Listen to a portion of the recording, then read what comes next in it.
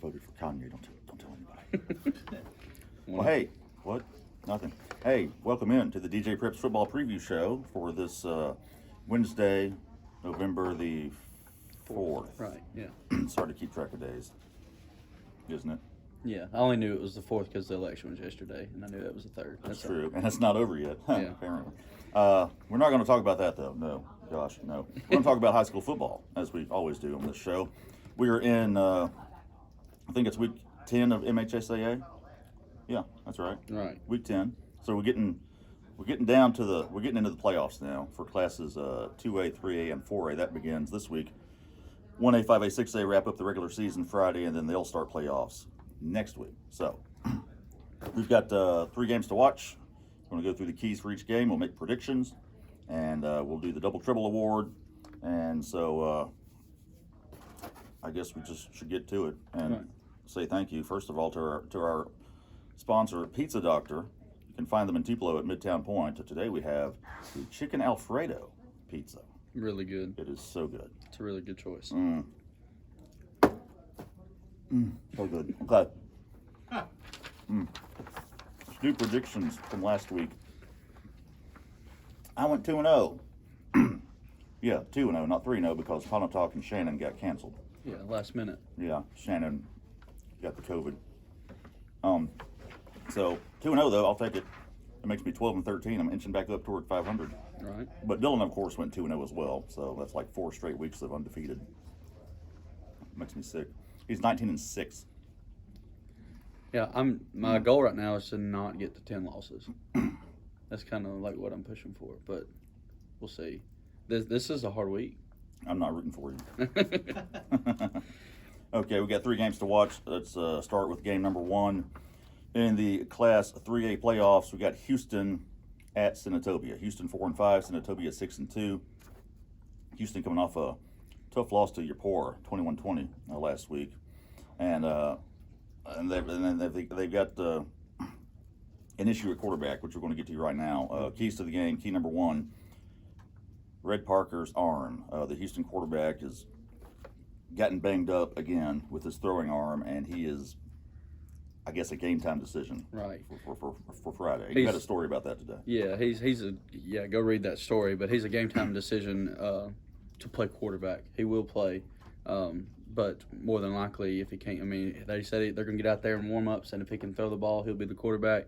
And if he can't, he'll probably find some sort of role at receiver or defensive back or something because he's too good of a player to be on the sidelines in a playoff game with a shoulder injury like that. So he can still tough out the injury somewhere else on the field, but he tried to throw it last week, got hurt in the second series against Upor, and came back in and tried to throw, and it was couldn't happen, and so that becomes a big issue for them if he can't be the quarterback. Yeah, and another part of that key number 1 is getting the ball to Shamar Crawford, the playmaking wide receiver. After Red went down last week, Shamar had one catch for 13 yards. And that's like season lows for both, for 1 catch and 13 yards, no touchdowns, and like he's been phenomenal this year. So Shamar's been great, and Red's had a much better season this year passing the ball, so they're going to have to lean on probably Darian Polfus or Gage Harrington, or some combination of the both if Red can't play quarterback. So it's a huge thing to watch. Key number 2: eat up the clock.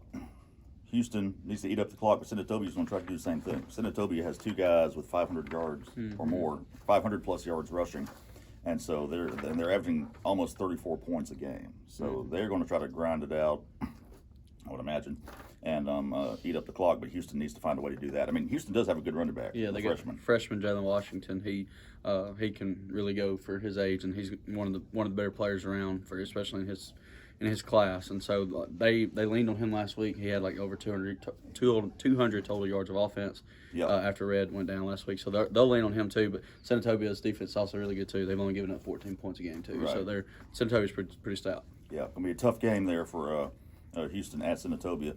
Key number 3: which head coach's first name sounds more millennial? You got Baylor Dampier at Houston and Brooks Oakley at Senatobia. Those are totally millennial names. Those are 2 pretty good ones. No criticism. I'm just saying those are definitely. Nobody my age has grandparents named Brooks or Baylor. Probably not. They're both good names though. I like them. Oh yeah, they're fine. I like them. So I don't know. They're both probably tied in the millennial rankings. And Baylor has a brother named Brooks. Wow, didn't know that. There you go. Okay, prediction time. Houston at Senatobia. This is kind of a tough one, but man, Senatobia, the way they've been playing and the way their defense has been playing, especially, hard to pick against them at home. So I'm going to have to go with the Warriors over the Hilltoppers. I'll say 24-14. I'm also going Senatobia. I think it's just with the uncertainty with Red's injury, they're going down at quarterback and stuff, and Houston's kind of young this year, which they haven't really been in the past before like that. Kind of just always kind of reloaded with older experience and stuff, but this year they're kind of young. Senatobia's won their last 5 first-round playoff matches, games, all in the first round, so at home. So I think they got it 35-21. Okay. Game number 2, North Pontotoc at Clarksdale. North Pontotoc 5-3, Clarksdale 7-2. They haven't actually played 9 games. They had a couple of forfeits in there, I believe. Keys to the game. Key number 1 for North Pontotoc: hit those explosive plays. They did it last week in that upset of Corinth, the reigning 4A state champ. They had 5 plays of 45 or more yards, and 4 of them went for touchdowns. And so if they can do that this week, that gives them a really good chance against the Clarksdale team that is athletic and strong. And so Reese Kintner and Raekwon Booth and Caden Wilson and Tyler Hill, those guys are going to have really good games. Key number 2 for Clarksdale, Rattle Reese Kintner, the quarterback, again for North Pontotoc. He's just a sophomore, so, he hasn't really been in this situation before, especially at a place like Clarksdale. It's a tough place to play.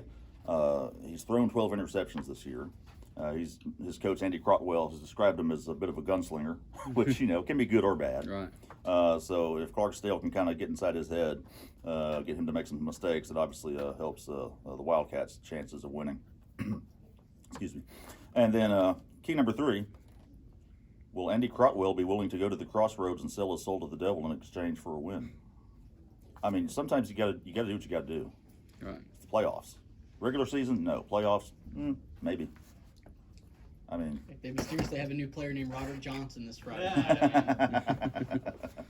Yeah, he does everything. Okay. Prediction time. You go first, Dillon.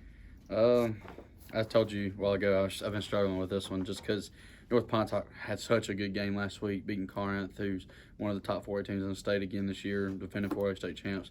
There's just something inside of me, though, going to Clarksdale. Clarksdale's perennially good, and I know they haven't played a lot of games this year and stuff, but just going down there, it's hard to win in Clarksdale on the road in the playoffs, and I just got Clarksdale 38-28. Yeah, I got Clarksdale winning this one as well. It's just hard to pick against them. They got a Demerick Strong that plays on defense for them. It's really good.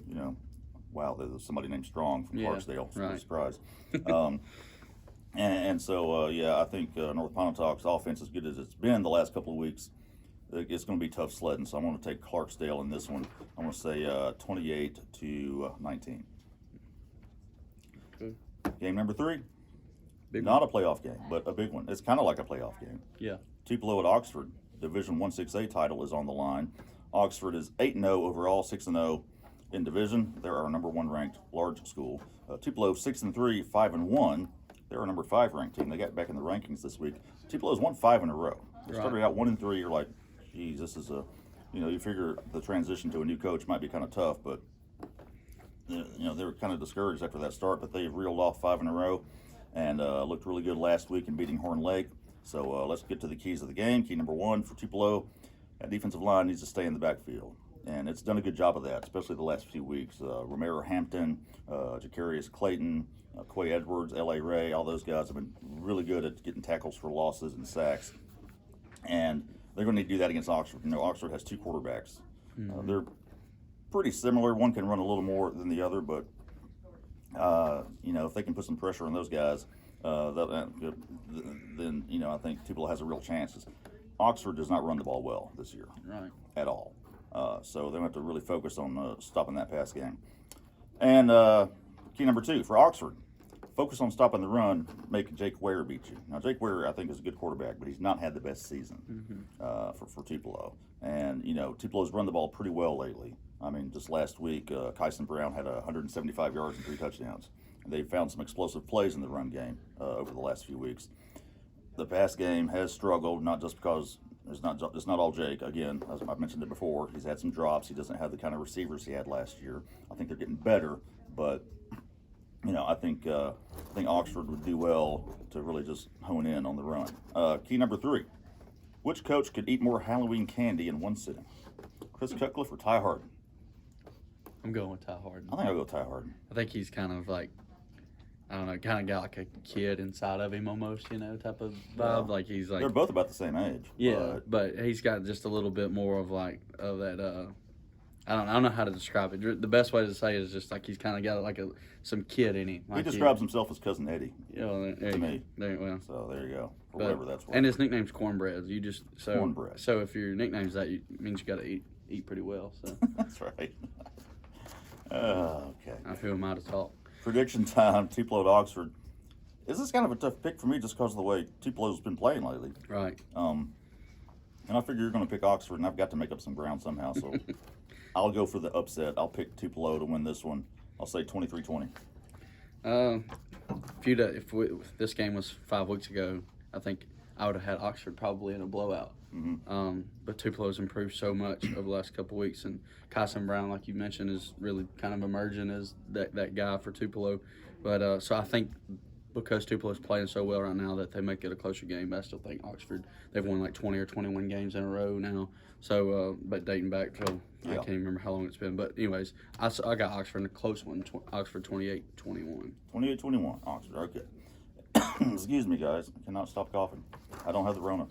So that's the 3 games to watch, and we'll see how we do on the predictions. Let's go now to the Double Trouble Award, best 1-2 combo from last week. I'm going to go with Kai Holiday and John Avery Herod of Tupelo Christian, and they beat Oklahoma 51-20. Kai put up more ridiculous numbers, as he does pretty much every week. Completed 20 of 30 passes for 367 yards and 4 touchdowns, and he had 65 yards and 2 touchdowns on 12 carries. Kind of pedestrian rushing numbers for him. And then Herod, a wide receiver and defensive back, had 8 catches, 146 yards and a touchdown. And on defense, he had an interception. Yeah, I mean, John Avery is kind of one of those unsung players. I mean, he's like the go-to receiver for Kai.